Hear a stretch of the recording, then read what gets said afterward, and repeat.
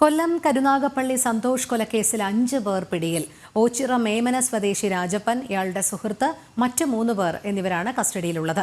രാജപ്പനും സുഹൃത്തും കൊലപാതകത്തിൽ നേരിട്ട് പങ്കുള്ളവരെന്ന് പോലീസ് വ്യക്തമാക്കി. മനോജ് ചേരുന്നു കൂടുതൽ വിവരങ്ങളുമായി. മനോജ്, പറയൂ. ഈ കരുനാഗപ്പള്ളിയിലെ കൊലപാതകവുമായി ബന്ധപ്പെട്ട 5 പ്രതികളാണ് ഇപ്പോൾ പോലീസ് കസ്റ്റഡിയിലുള്ളത്. നേരത്തെ സൂചിപ്പിച്ചതുപോലെ തന്നെ ഓച്ചിറ മേമന സ്വദേശിയായിട്ടുള്ള രാജപ്പനും സുഹൃത്തും മറ്റു 3 പേരുമാണ് കസ്റ്റഡിയിലുള്ളത്. ഈ രാജപ്പനും സുഹൃത്തും കൊലപാതകത്തിൽ നേരിട്ട് പങ്കെടുത്തു എന്നാണ് പോലീസ് വിവരം പങ്കുവയ്ക്കുന്നത്.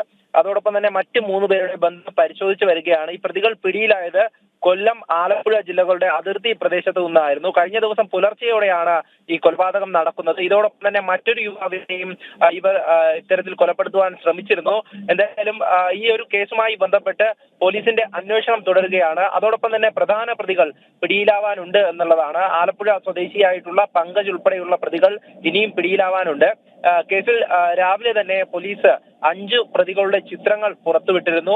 ഇവരിൽ രാജപ്പൻ എന്ന് പറയുന്ന പ്രതി ഇപ്പോൾ പോലീസ് കസ്റ്റഡിയിലുണ്ട് എന്നാണ് വിവരം. പോലീസ് ഇവരെ ചോദ്യം ചെയ്ത് വരികയാണ്. എന്തായാലും കഴിഞ്ഞ ദിവസം ഇത്തരത്തിലൊരു കൊലപാതകം നടക്കുന്നത് ഈ ഗുണ്ടാ സംഘങ്ങൾ തമ്മിലുള്ള ഒരു പകയാണ് ഇത്തരത്തിലൊരു കൊലപാതകത്തിലേക്ക് നയിച്ചതെന്നാണ് പോലീസിന്റെ വിലയിരുത്തൽ. കഴിഞ്ഞ ദിവസം തന്നെ ഈ കാര്യം പോലീസ് പറഞ്ഞിരുന്നു.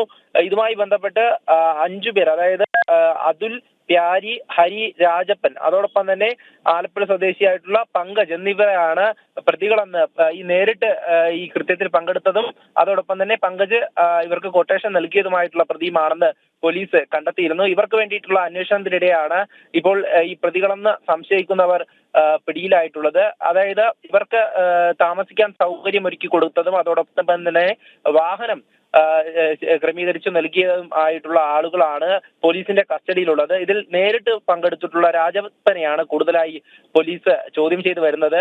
ഇതിൽ തന്നെ കൊല്ലപ്പെട്ട സന്തോഷ് നേരത്തെ ഒരു വധശ്രമ കേസിൽ പ്രതി കൂടെയാണ്. ഇത്തരത്തിൽ ഇവർക്ക് തമ്മിൽ വലിയ പകയുണ്ടായിരുന്നു. മുൻപും ഇത്തരത്തിൽ ആക്രമണങ്ങൾ നടന്നിരുന്നു എന്നുള്ളതാണ്. പരസ്പരം ഇത്തരത്തിലുള്ള പക വീട്ടുന്നതിനിടെയാണ് ഇങ്ങനെ ഒരു കൊലപാതകം ഉണ്ടാകുന്നത്. കഴിഞ്ഞ ദിവസം ഈ സന്തോഷിന്റെ അമ്മ വീട്ടിലുള്ളപ്പോഴാണ് മുഖംമൂടി ധരിച്ചെത്തിയ സംഘം സ്ഫോടക വസ്തു വീട്ടിലേക്ക് എറിഞ്ഞുകൊണ്ട് അതിക്രമിച്ചു കയറി വീടിന്റെ വാതിലൊക്കെ തകർത്ത ശേഷം ഇത്തരത്തിലൊരു ആക്രമണം നടത്തിയത്. എന്തായാലും ഈ ഗുണ്ടാ സംഘങ്ങൾ തമ്മിലുള്ള ഏറ്റുമുട്ടലിലാണ് ഇത്തരത്തിൽ കൊലപാതകങ്ങൾ നടന്നതും അതോടൊപ്പം തന്നെ മറ്റൊരു വധശ്രമവും നടന്നിട്ടുള്ളത്. എന്തായാലും വധശ്രമത്തിൽ പരിക്കേറ്റ അനീർ ഇപ്പോൾ ചികിത്സയിലാണ്. ഈ ഒരു അന്വേഷണവുമായി മുന്നോട്ട് പോവുകയാണ് പോലീസ്. ശരി, മനോജാണ് വിവരങ്ങൾ നൽകിയത്.